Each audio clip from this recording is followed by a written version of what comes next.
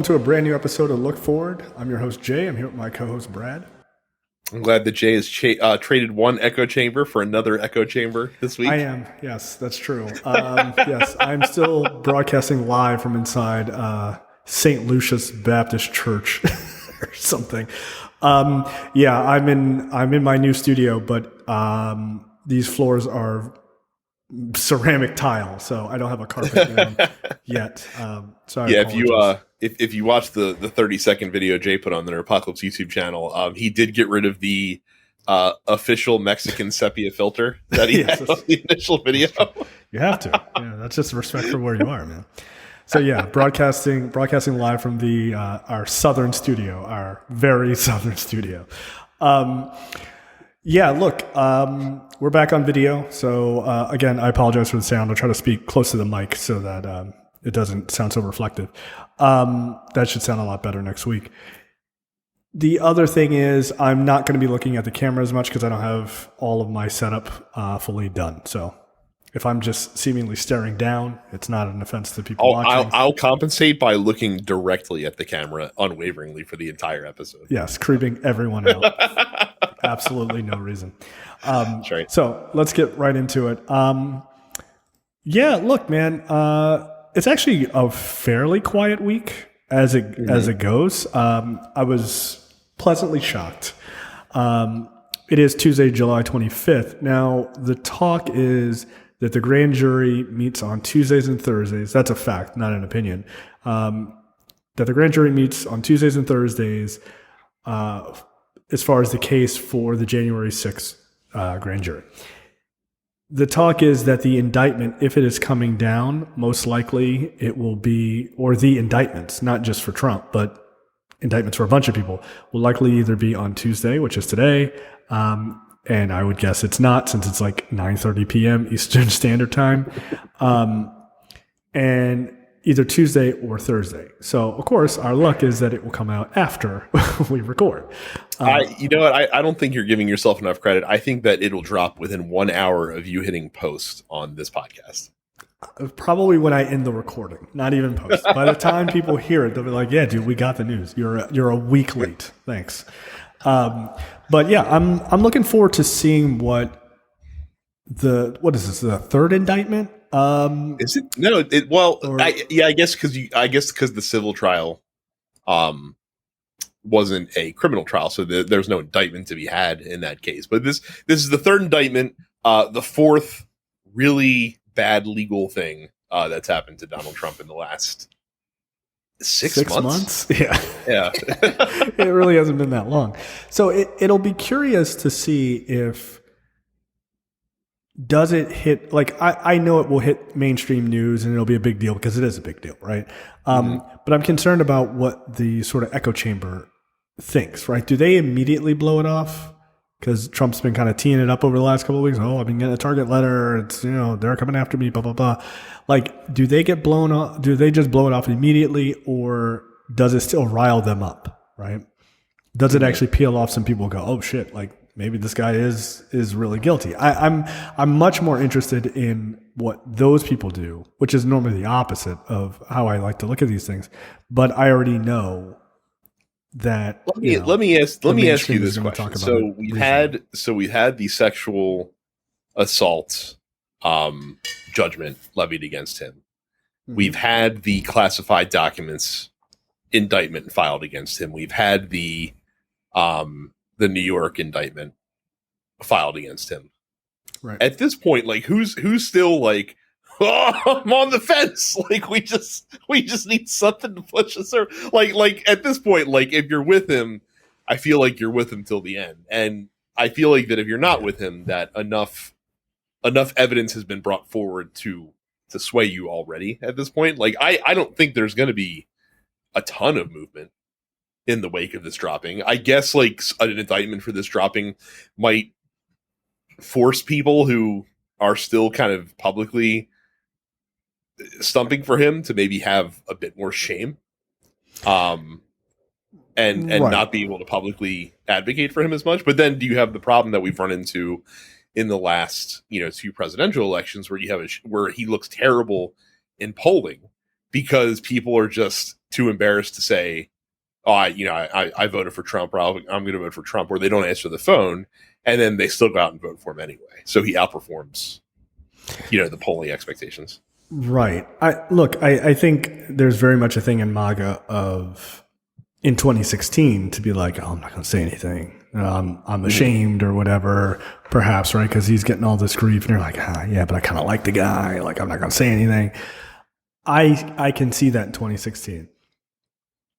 I don't see that now because people just are incapable of not telling you whether you want to hear it or not that they are for this guy, right? I saw a crazy Karen in a wheelchair getting arrested in like a Walmart, and she's like on something that had nothing to do with politics, and she's screaming. One, she's like, "I will not sit down." I'm like, "You're literally sitting." Like, you're in a rascal scooter, for God's sake.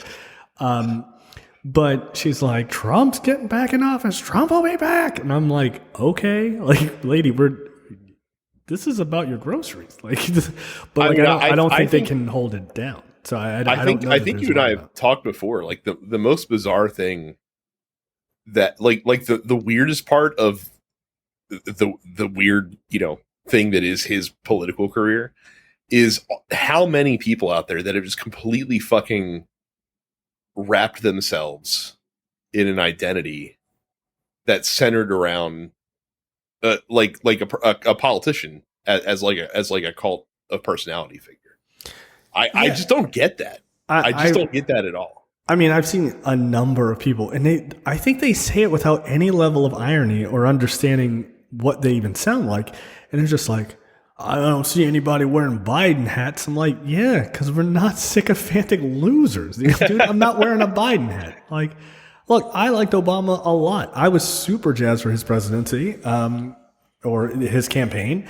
And I'm not wearing an Obama hat like every day, like going out, like Obama, or ever, baby. Like no, or ever. Like my favorite tweet in the wake of the 2020 election. I don't remember who it was, but some guy was like, "All right, yeah, Biden won. I'm pretty excited about it. Now watch me not going around wearing a fucking Biden hat every day for the next 4 years like a fucking weirdo." Yeah, like I'm not doing that. Like it makes perfect sense. That's my internal monologue, 100%. Like I'm not doing that.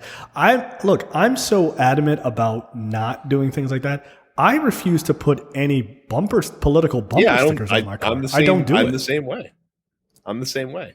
Yeah, like people are like, "I voted for Bernie." I'm like, "Yo, that was 12 years ago. Why don't you just take it off?"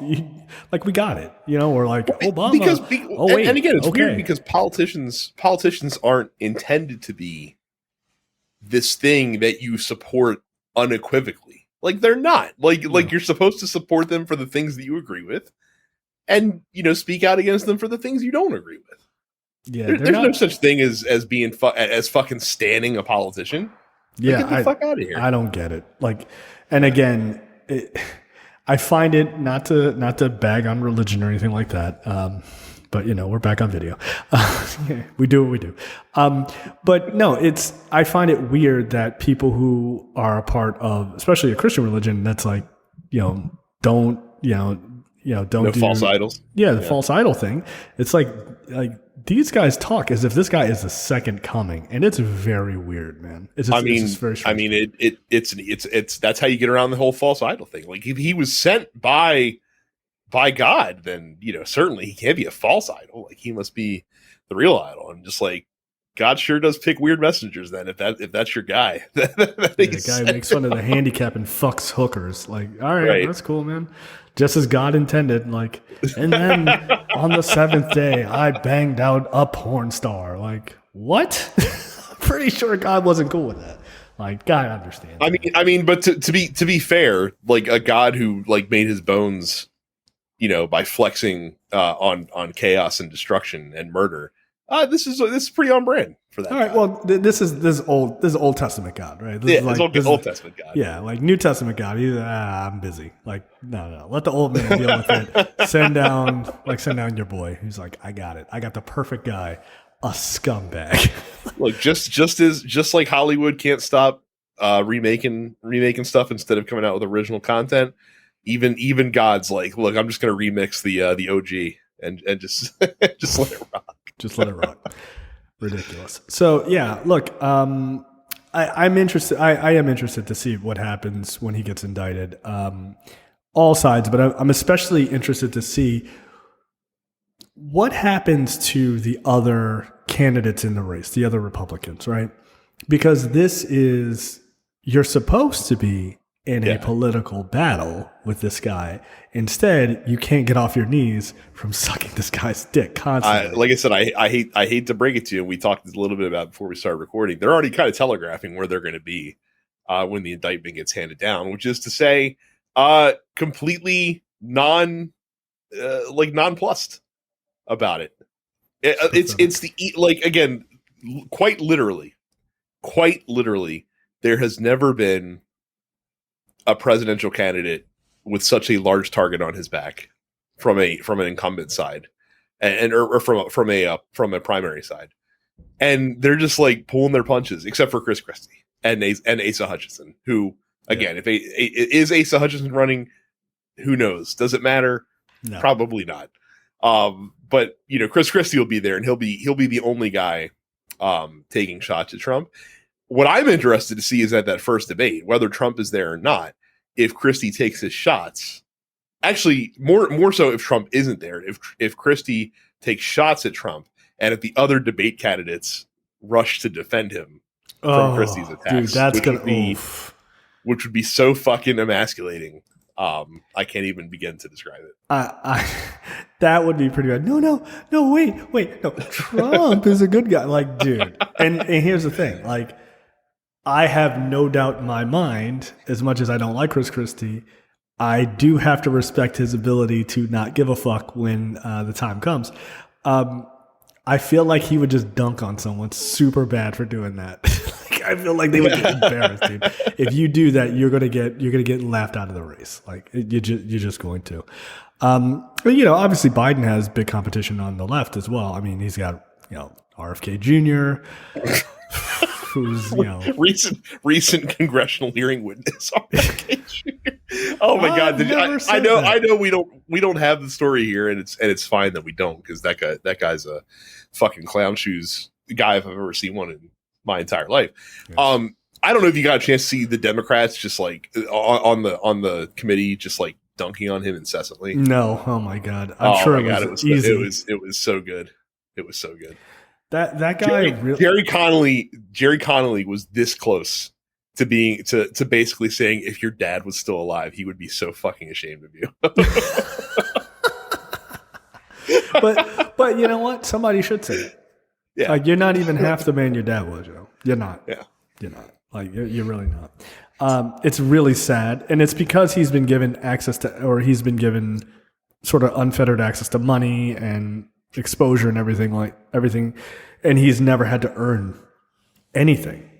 He's never had to earn anything. And he has no like public service desire.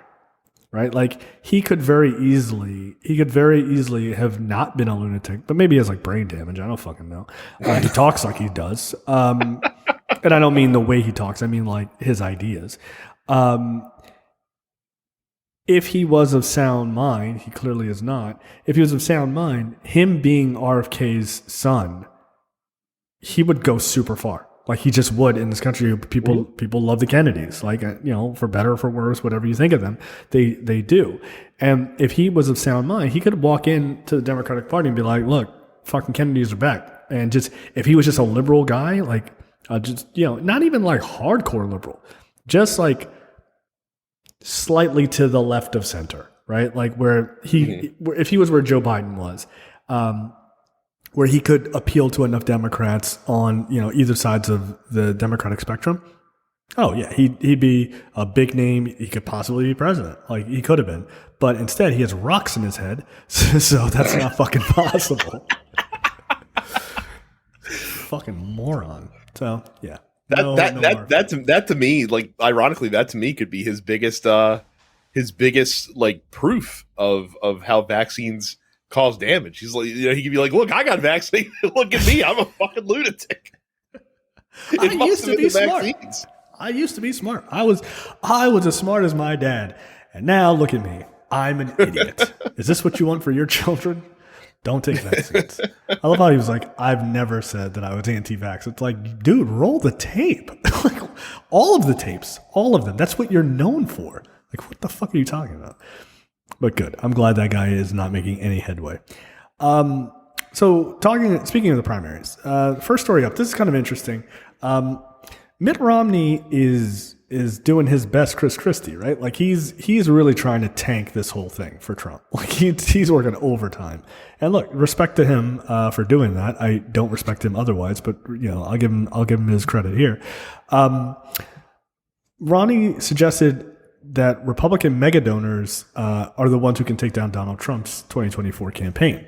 In a column for the Wall Street Journal, Romney encouraged GOP donors to pull funding to their preferred candidates as soon as their campaigns sag, forcing them to drop out of the race.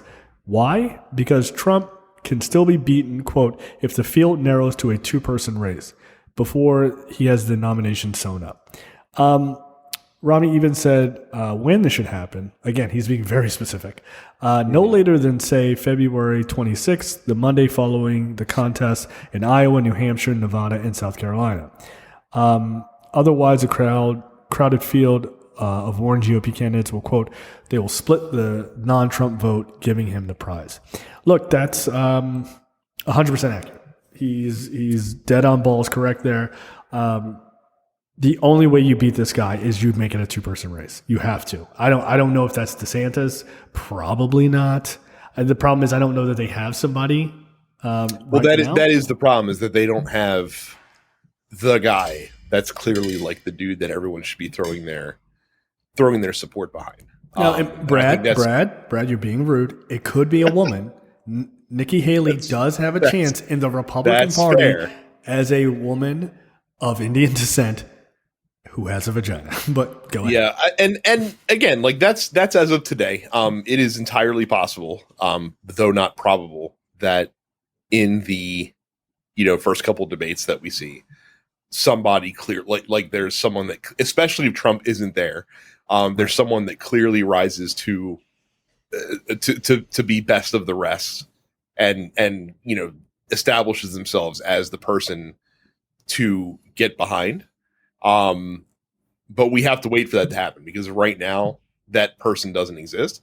And looking at who the candidates looking at the field now, I don't see who that person could be of the folks that are currently available. The only person that might maybe possibly have a chance is if the scenario that we just talked about a couple minutes ago comes to fruition, where Chris Christie goes on offense and everybody fucking goes to defend Trump, and then he immediately slaps back and just fucking points out how weak and small-dicked it is to fucking do that. And everyone in the GOP establishment is like, oh, like a fighter, like that's what we need, taking on Trump. And somehow he emerges out of that as like, yeah, this is the guy. I mean, look, I don't need a Chris Christie president. Chris Christie. Right, like on the other hand, right, like, is Chris Christie going to have the balls? Like, I think Chris Christie has a lot of balls to say. I mean, he's in New Jersey. Like, this is not shocking. Wow, he's a dick. Okay, like that's kind of his whole political thing, is being an asshole. I think that Chris Christie, if he went balls to the wall in a like Elizabeth Warren style, strap myself to Trump and blow myself up type of thing, he might be able to take down a couple of these guys. I mean, I really think if you had I'll be honest, Tim Scott's going to defend Trump. Like, he's going to, well, I don't think that maybe. And so is Pence, because they're fucking dickless. I think he can knock the two of them out. I think Nikki Haley's probably smart enough to be like, damn, he taking on Trump. Good luck. Like, I think she'd probably keep her mouth shut. Well, it depends, right? Like it depends. What it depends on is what the other candidates in the race are actually running for. Because again, like, we know that Tim Scott is not running for president. Nikki Haley is probably not running for president. Vivek Ramaswamy is probably running for president. Like, he's probably not going to make it unless he's he's running for the Andrew Yang seat, which is yes. a level of relevancy to people who don't understand how finance works. That's so what you're telling me is he is going to get some buzz coming out of this, but ultimately go nowhere. And then it's the Yang Ramaswamy Freedom Freedom Party.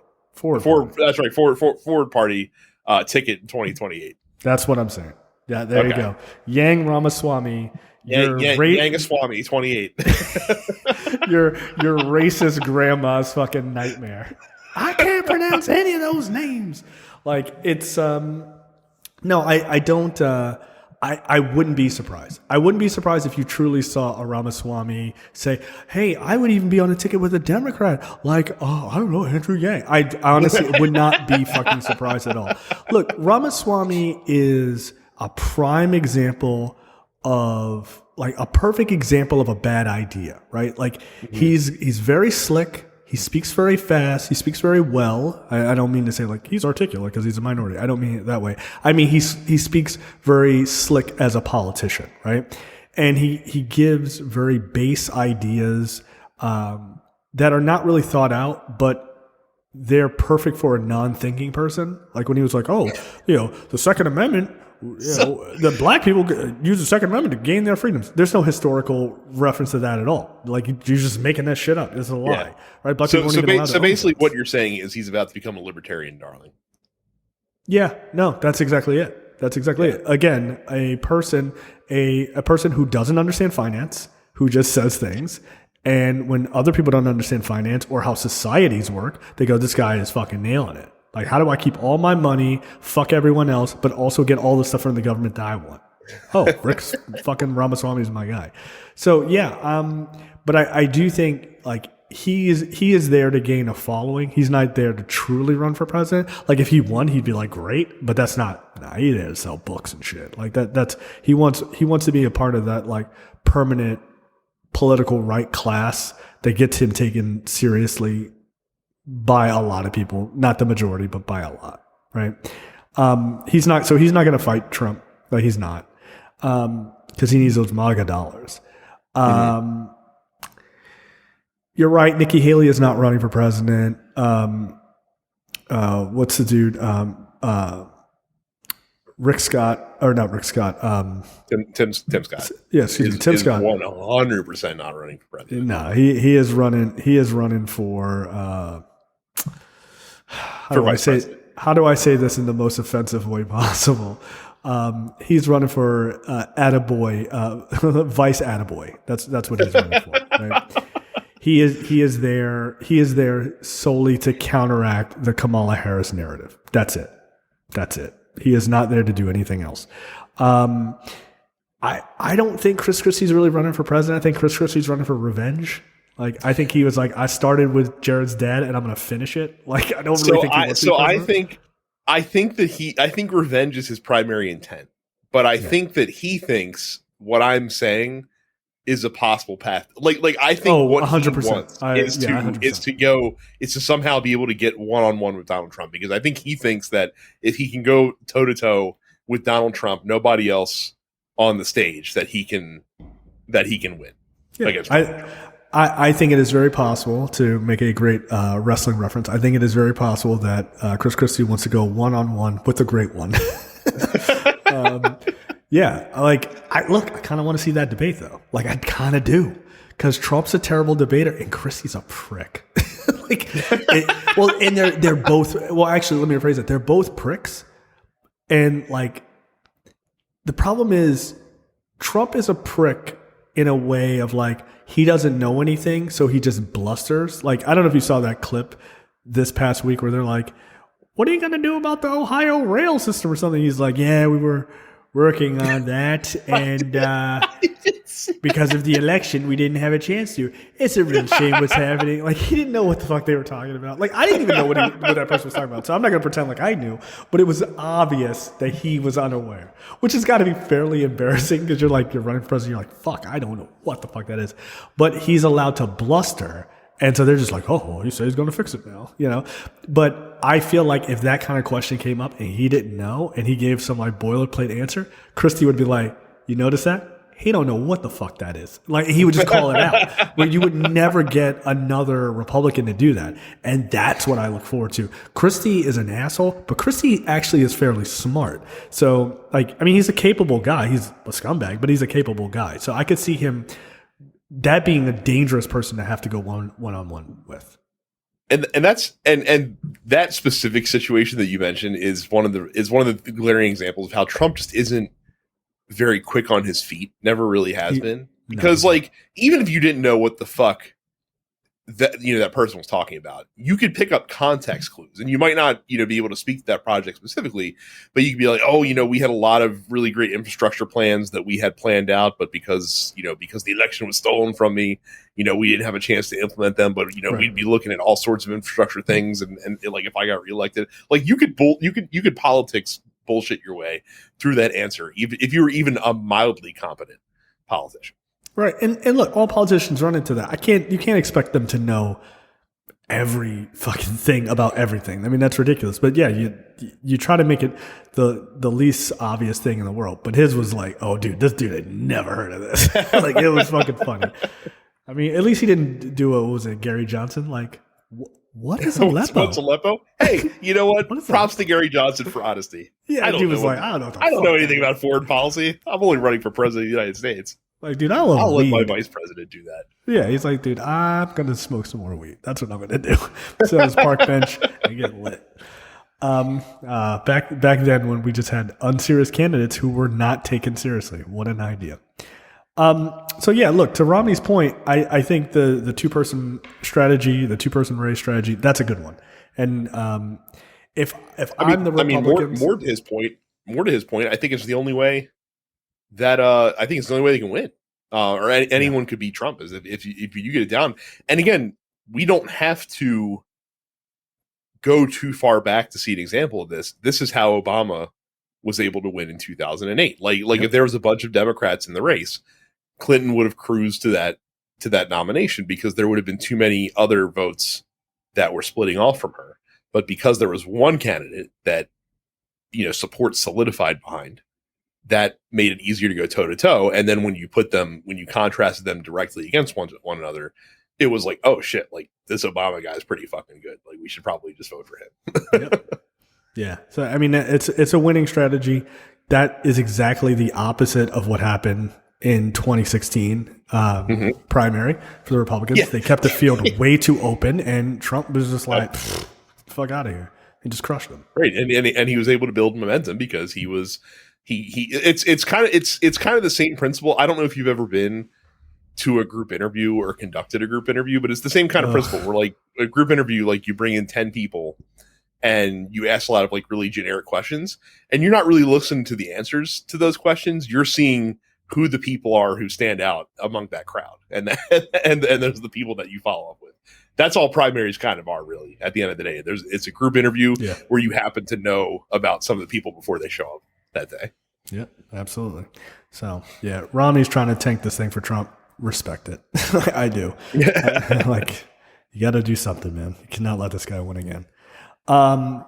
Here's one of the reasons why you can't let this guy win again. This guy, Donald Trump's popularity is in a fucking free fall, like a stone in a fucking pool, man. Donald Trump's appeal has sunk among Republicans. A new poll finds. Let's see, where is this poll? I think it's the AP poll or something like this. That's Pew Research. Excuse me. So apparently the former president, who faces criminal indictments in 2 cases, possibly a third, according to his Pew Research poll, it found that 63% of Americans of all political affiliations have an unfavorable opinion of Trump. Again, that's 63%. That's an increase from 60% last year. Great, it's only going up. At 66%, the majority of those who identify as Republicans or Republican-leaning still view the former president in a favorable light. But that is 9 percentage points lower than it was last July at 75%. Dude, the fact that only 66% of Republicans are jazzed for this guy is a fucking disastrous number, right? Like this guy had favorabilities in the well into the 90s after January why are we 6th. But why are we surprised then? Because we always said that like his MAGA base is like a quarter to a third of the Republican electorate. So that kind of lines up very nicely with those numbers there. So yeah. So they're the only things left. And look, these people are there. Like, if I'm regular Republicans, right? If I'm like Mitch McConnell and stuff like that, these numbers scare the shit out of me. Not from just the perspective of, oh no, we might lose the presidency. Like, I don't think McConnell cares about that. He cares about the Senate, because that's where the real power is. But there's also the idea of, if these people are such crazy MAGA freak shows, what happens if Trump loses? Do these, and not all of them, obviously, but I think you lose a good percentage of these people just walking the fuck away. It's being like, I'm not voting. Well, either that or so there's two ways to view this. So if Trump wins the primary, you run the risk of a lot of Republicans just staying home. Like, not even voting for Biden or Democrats, but just staying home. And they're just like, fuck this. Like, I'm not doing it, which could cost you in Senate races. If Trump loses, you run the risk of MAGA Republicans turning on the fucking party and just kind of going chaos agent in the general election, and then not coming out, either staying home or voting for the libertarian idiot that's running on the ticket, aside with your regular Republican dude. Right. That's on there as well. So like, I don't think it's good for them either way. And Jennifer Rubin wrote a piece in the Post earlier this week that I read as well, that kind of talks about like how if Trump does get nominated, they should have seen this coming, that it's a huge problem, because here he would be running up against Biden. It would be a rematch of 2020. And you have everything that's happened since that election, January 6th, multiple indictments. I'm sure he's lost more Republicans since then. But the other thing that's really interesting that I didn't realize is that Gen Z voters have, by the time we get to the 2024 election, will have net gained 52 million eligible voters over boomers. Like there will be like the difference between boomers coming in, or Gen Zers coming in to the electorate, and boomers dying out of the electorate is net 52 million to the Gen Zers. And those are people that are not very likely to vote for a Donald Trump or any Republican for that matter. So basically 52 million? 50. Now that's just eligible voters. That's not necessarily registered voters or people that are actually going to vote. Right, but that's a big fucking number, dude. That's a huge fucking number. And what you'd be then asking Trump to do is to somehow outperform what was already like a disappointing result in 2020, and somehow he has to do better than that with less with less people to draw from in order to do it. Well, and this is the thing, is that's a simple thing to understand, right? It's a really super simple thing to understand, that here you have 52 million eligible voters swinging in a direction that is opposite your candidate, right? Mm-hmm. You're saying that because you read it and you're like, okay, here's an intelligent thing to consider. You can explain this to a MAGA person and they're going to go, that's bullshit. I don't believe it. And that's the problem, is like those basic facts. Not that necessarily these people are going to vote for Biden over Trump, but the fact that you have a 52 million person advantage potentially is insane. That's part of the reason why there's a number of stories we have this week that you're seeing Republicans going super hard at the state level, because they are well aware of this, right? Like there's a difference between being a Republican and being a MAGA Republican, like cheerleader, right? Because there are people in the Republican Party who are like, they know what their base is, they know who they appeal to, they know who they do not appeal to, and they don't want to change, and that's fine, I guess. but they also understand the political ramifications of that. And it's like, what the political ramifications of that are, we are going to lose power on the federal level, and we're not going to be able to get it back, because it's just simply, people tend to vote in presidential elections, but they don't vote in all these other elections. So we need to sew up power as much as we can on the local level before these motherfuckers take completely control, right? It's to hold on the minority rule in the states. And they are well aware of this. Like, they're literally just defying the Supreme Court, right? Like, to keep this power. They are doing it for in their eyes, for very good reason. Republicans, like these MAGA idiots who don't pay attention to statistics and don't believe in facts and stuff like that, this stuff is going to hit them like a fucking ton of bricks, because they don't see it coming, right? They're going to be screaming about a red wave, and it's like, yo, that's a 52 million person difference. What the fuck red wave are you talking about? I just double checked to be clear that that's the net difference between when he won in 2016 and potentially. But still, that's fucking huge. But yeah, still an enormous shift. Right. And he's even more, I mean, we just talked about his favorability. His favorability is even lower. People now, he doesn't have, it sounds silly, but he doesn't have the element of surprise anymore. Right? That was the big appeal of him in 2016. That's not silly. If anything, the fact that he was a complete political wild card, not running, but what he was going to be like as president in 2016, I think retrospectively, you can say 100% was the biggest advantage that he had. The fact, like we could suppose what a Trump presidency was going to be like, and spoilers, a lot of us that were fucking on this show, during that time, were right about what the end result was going to be, but we didn't know. We can only speculate. And in 2020, we knew, because we had a body of work that we could look back on to see. A body of executive time, if you will. Yes, to see what that looks like. So you're right. Like him not being a political unknown is an enormous disadvantage for him. Yeah. And look, there is no coming, well, I'm going to do this. I'm going to do this. Blah, blah. Nah, dude, you had 4 years and you ain't do shit. You didn't do a lot of things you said you were going to do. Like, I didn't realize this. This story totally passed me by. I mean, there's a million things that are going on all the time. But did you realize in 2022, Biden got Mexico to make this agreement for them to pay I want to say it was like $1.5 billion to do smart technology at the border, to work on smart wall technology. So Biden literally is building a smart wall and getting Mexico to pay for it.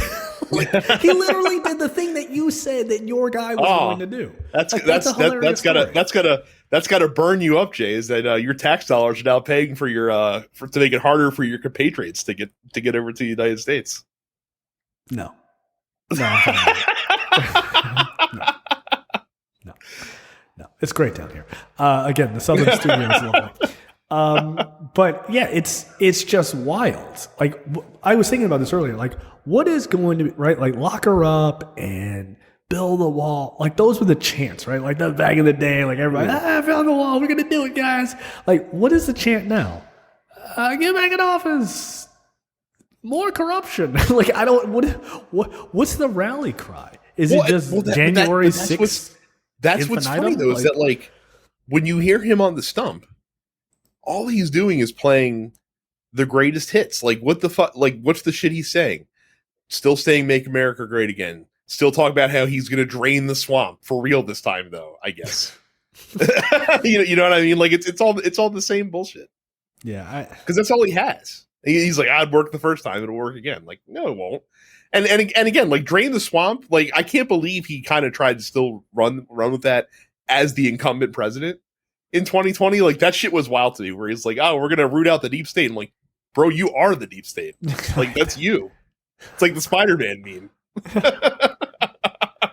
I mean, come on, man. Like, that's so fucking crazy that he actually attempted to run on that. At least he had the forethought to change the "Make America Great Again" slogan.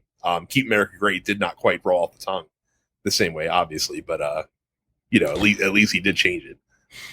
Yeah.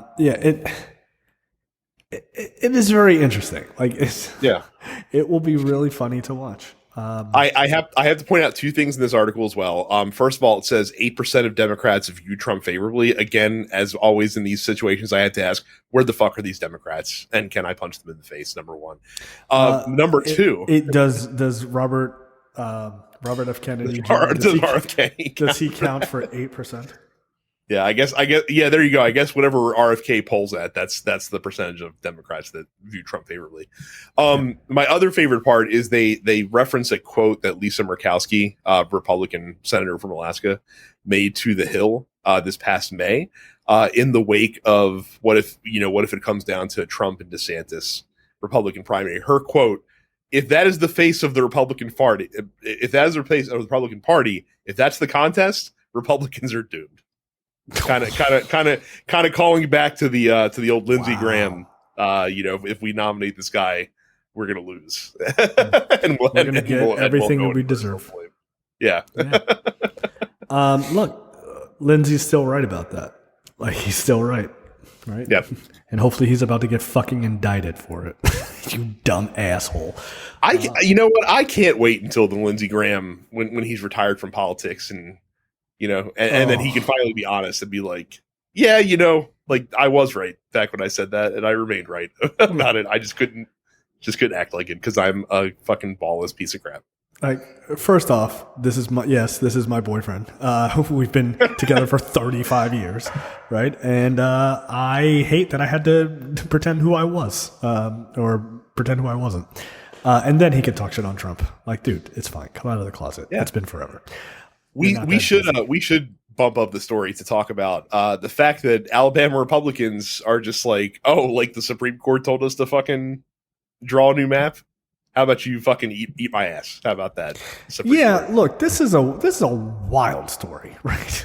So the Supreme Court was like, listen, Alabama, you guys are trying to fuck over black people again. I have to pause again, like we said when we covered this story a couple weeks ago. This Supreme Court said your map is too racist. Right. This Supreme Court to the Republicans of all places. Right. Like I'm so proud to set fire to the Voting Rights Act. John Roberts was like, I fucking hate the Voting Rights Act, but this is even too far for me. This is crazy in my eyes. It's insane. So Alabama Republicans on Friday defied the U.S. Supreme Court, yes, that Supreme Court, order by passing a new congressional map that includes only one majority black district. The bill passed the House 75-28 vote after the Senate voted 24-6 in favor of the revised map. So basically, they were trying to get a second district. The Supreme Court reaffirmed a federal court order to include two districts where black voters make up voting age majorities, or something quite close to that. But on Friday, state Republicans approved this new map with just one majority black seat, and the second district that is approximately 40% black.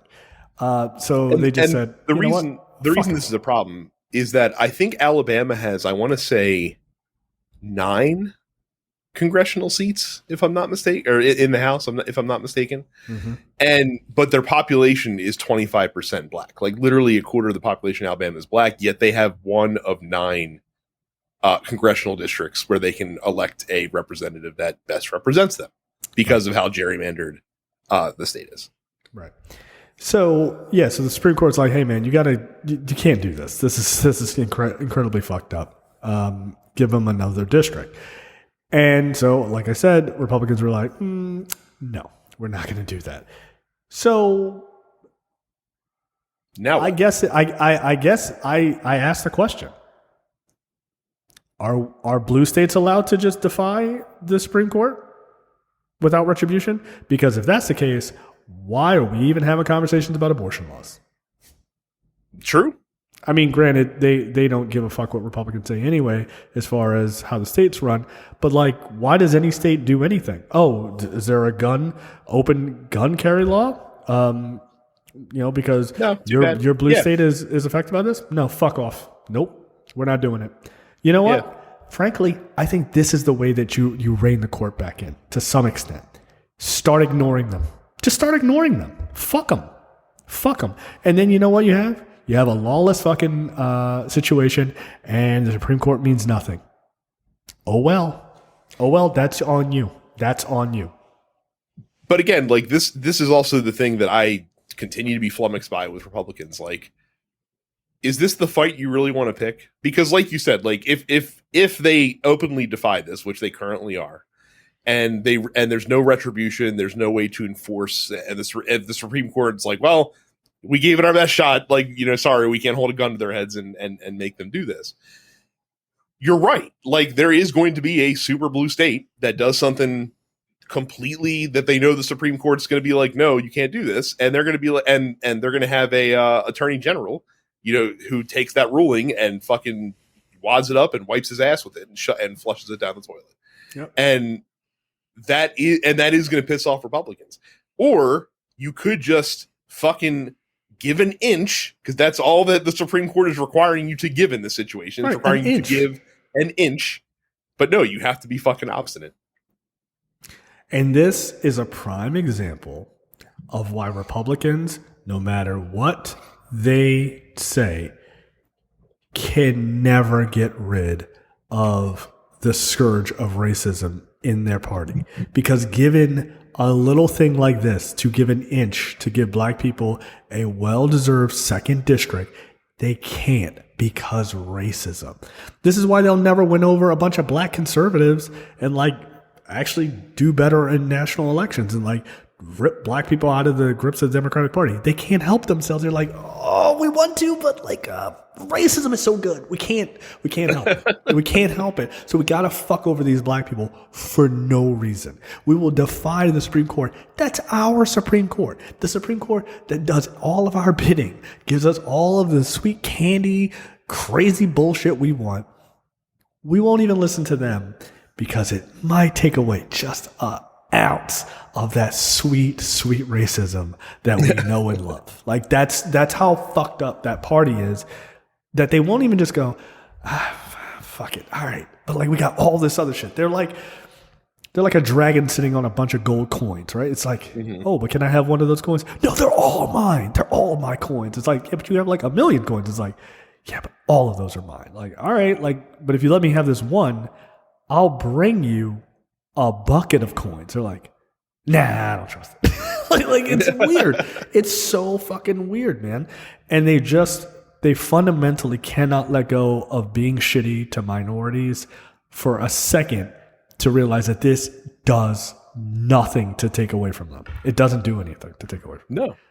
They still have ultimate control of the entire fucking state, but they just will not give an inch. But more importantly, I guess the Supreme Court's rulings are up for grabs. If you're a Democrat, fuck it, dude. Like I said, I need a Democratic attorney general out there now to just fucking flip the bird I mean, wait to see what happens with this. But like I said, if nothing comes of it, and there's no way to enforce that they actually do it, be like, cool. Remember that Heller decision? Fuck that. No guns at all in the state. What are you going to do about it, Supreme Court? Fucking try. What are you going to do? Yeah. Yeah. Oh, this is not fair. Life's not fair, I guess. Go live in a red state. Yeah. I mean, again, I'm not sure how this country survives when you have a party that doesn't follow the rules of the Supreme Court when they're brought down on them. You have a Supreme Court that is just overturning, precedent, closed cases, and they're just like, fuck it, whatever. I mean, you've got congressmen right now talking about, I think interracial marriage should be taken back to the states. You know what happens if you do that? Are you serious? I'm not sure that case wouldn't fly, considering their views on these last few cases. To bolster a point that you said, you would think of anything if you're a Republican in this country, seeing the current makeup of the court right now, you would want to bolster the court strength. You would want to make sure that their rulings are respected, because they're very likely to rule for things in ways that you want them to.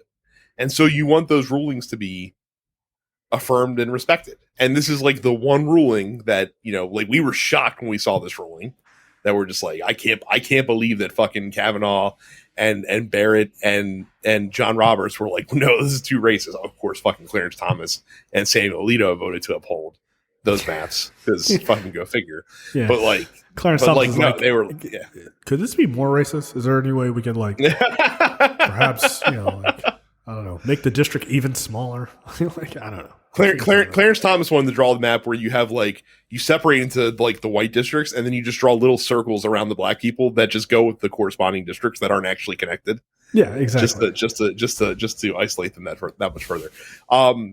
But no, like, but you're just like, no, like we, you know, and some of this is, I get the sense that some of this is some fucking hyper federalist bullshit. Like, oh, we're not going to let the fucking federal government tell us what to do here in our state. You know, like that fucking dumb shit that fucking southern states especially love to stick right up their ass, because that's their whole fucking brand is like, we don't do what the fucking government tells us. Now let's succeed and get our ass kicked in a fucking war. I mean, yeah, when you nailed it, you nailed it. Yeah, it was only 5 years. Yeah, so look, man, it poses a very serious question. Are we listening to the Supreme Court or we're not? I mean, look, ask Republicans. We'll see. I'm very interested to see where this goes. I really am. Here's the thing I'm not happy to see at all. Apparently, Florida is in a race to the fucking bottom against nobody. Well, Texas is going to try to stick their fucking cowboy boot into this race, I'm sure, as we talked about before. But I'm sure right now, Florida, Florida taking an unforced error, as we like to say. Look, I got to tell you, between oak trees and cars, they're really not finishing the jobs that they were assigned. Okay, so. Apparently, Ron DeSantis got into a car accident and was fine. Way to not try. PragerU, it is not a university. PragerU says Florida teachers approved to use its class curriculum. And rightfully so, the Daily Beast puts the word curriculum in quotes. That is correct. The right-wing advocacy group PragerU, infamous for publishing nationalistic videos, and its founders hate for Pride Month, said Monday that its breadth of its PragerU Kids material was approved by Florida to be used in classrooms throughout the state. Look, let me tell you something. If I walked into my daughter's class and I saw some PragerU bullshit, I'd be like, it's time to go. We're leaving. I'm now going to be head of the PTA because I'm going to be an obnoxious PTA parent. Why are you telling my kid this dumb shit? These are the same people that told you that the Civil War was over states' rights, but then when you ask them about states' rights, they just go, commerce. Yeah, states' right to do what? States' right to do what? Finish the sentence. Finish it. Yeah, no, the PragerU, what's Prager's first name? What's that guy's name? Dennis Prager. Dennis Prager. That guy, I'm not trying to be an asshole. I really am not. I'd tell you if I was. That guy seems like real dumb, right? Like he seems really dumb, and he says really dumb things. I know Candace Owens is like a PragerU person, right? Charlie Kirk with the ever shrinking face, man. He's one of them. Jay, you don't rise to the high ranks of being a Republican intellectual by being smart. I mean, the top public intellectual for the right burned Barbie dolls this past weekend like a fucking child. I feel like this lead got buried because Florida also did something even more egregious recently, and that is where they are passing. Like apparently it's now cool, and you should definitely talk about in your education curriculum when you talk about slavery, how slavery was cool actually, and teach black people all sorts of great work skills that they could use when they were once they were freed. Brad. Look, I'm in a new space and I don't have my sound blankets up, so I'm going to try not to get too fucking mad about that. Dude, what the entire fuck? Jay, I don't think you're giving them enough credit for this. I think that you're about to get real angry, and I don't think that it's very fair because it's not like they passed it in February. That's true. Yeah, I mean, they didn't do it out of respect. I mean, Amazing amounts of restraint by the Florida. They were like, by the Florida GOP. They were like, I want to do it in February. I really want to do it in February. They're like in January 31st. They're just like rubbing their hands together, like tomorrow's the day, baby. Let's go. That is some of the most deeply offensive shit I've ever heard. Like, oh, well, they gained skills. Oh, did they? You know, they could have gained those skills while not being like violently raped and tortured and having their families separated and all that. If you wanted to bring black people here to teach them how to be blacksmiths, which is the thing they keep saying over and over again, because there's a lot of blacksmithing going on. Right. No one forged metal until they got to the American South in the in the 18th and 19th century. Yeah, Africans. Anywhere No metal to be found. All in Africa. None whatsoever. Right. What the fuck are you talking about? But like this idea that slavery, well, I mean, it was not the best, but like, you know, you learn a lot of skills. Cool. All right. Well, you sign up then.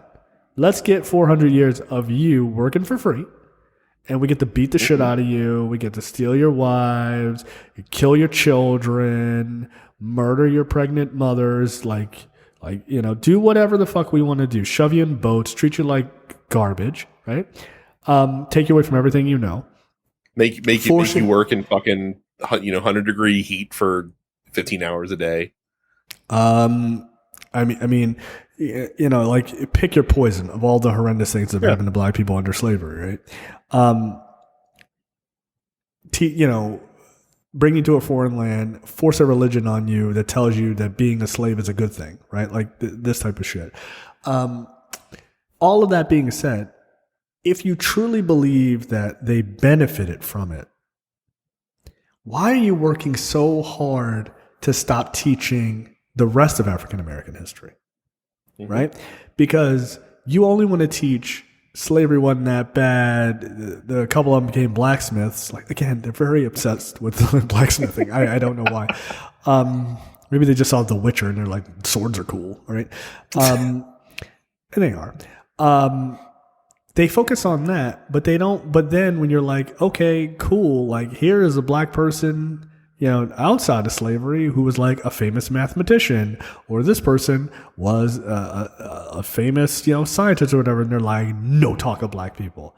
Like, so you only want to see black people talked about in the context of slavery and how it was like pretty cool for like manual labor skills. But when it's about black intelligence and black people, you know, doing it for themselves and shit like that, immediately that's unacceptable, right? Like that's, that not only is it like unacceptable, like they go out of their way to smash it down, right? Like the mere mention that a black mathematician founded this like black math society, they ban the entire book.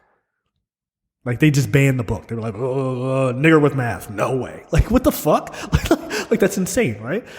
So it's bizarre to me. It's really, really bizarre to me that they're pretending, right? Like that this is like, oh no, we're doing this. We brought in a couple of scholars and this is what they said. Really? I'd like to see the names of those scholars, right? Like I'd love to hear their thoughts on all of these, you know, all of these thoughts.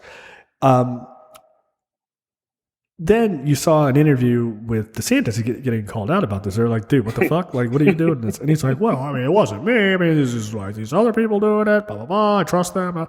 Like, he's nearly mouthed over. Famously, Harry Truman, he is not.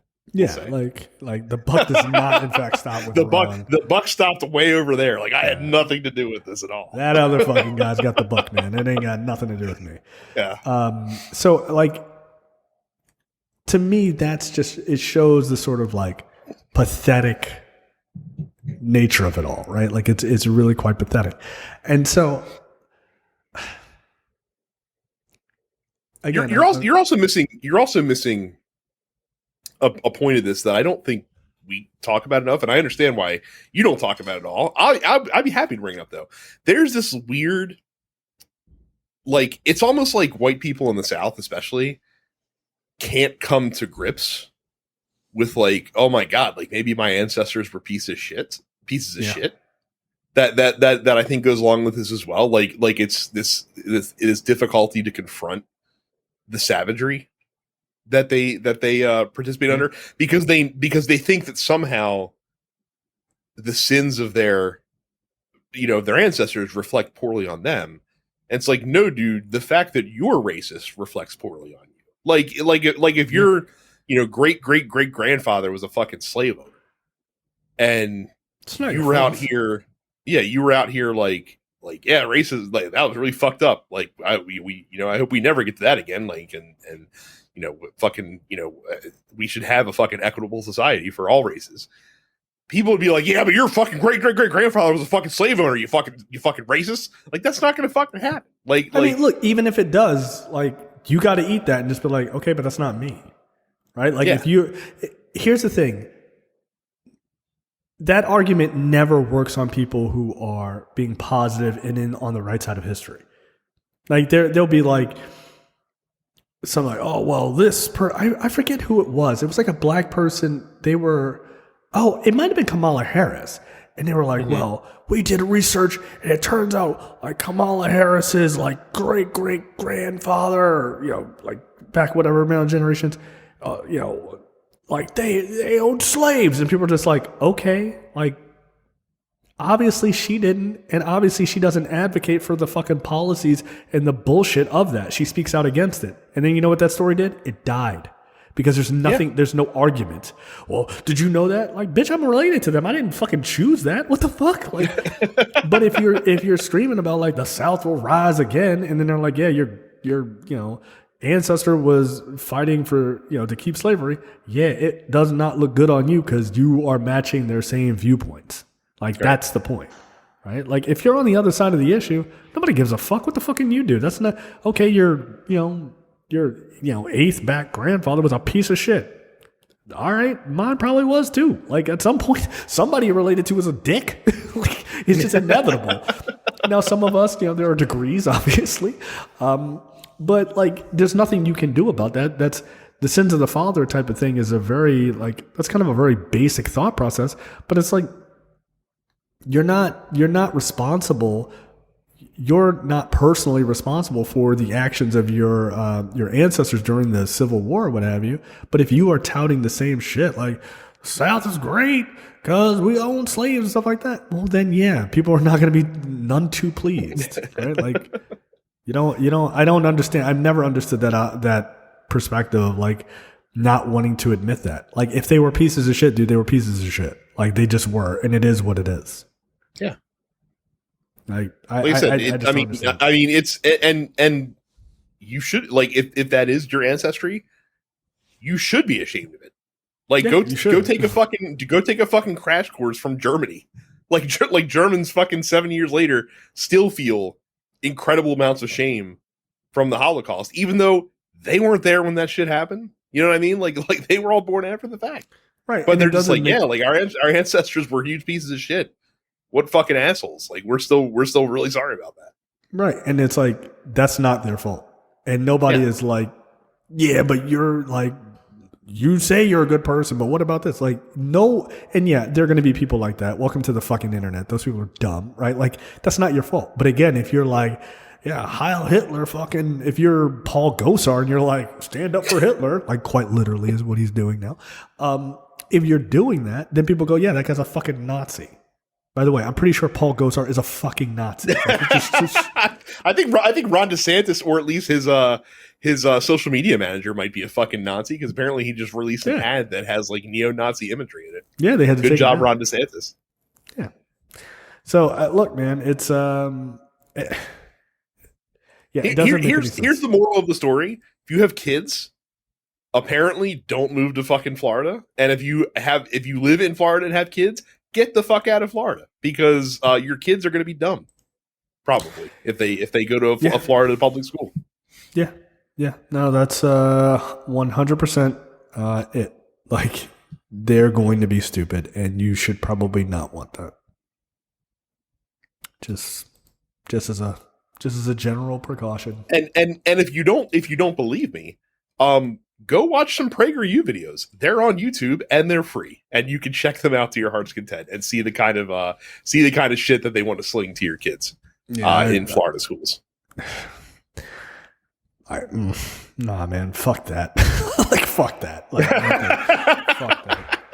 No, Miami seems like a really cool place to live. I would never live there for that very reason, because it is in the state of Florida. Get the fuck out of here. Not raising my daughter to be some sort of ignoramus. Next up, Ron DeSantis has already blown 40% of his campaign donations on private jets and fancy campaign dinners. God damn, I haven't even read this story. Jesus Christ. And today, fired a third of his campaign, of his full-time staff. We're doing great. We're doing this great. This is like, I'm picturing the fucking butterfly meme, and it's like the DeSantis campaign fired 30% of staff. Is this winning?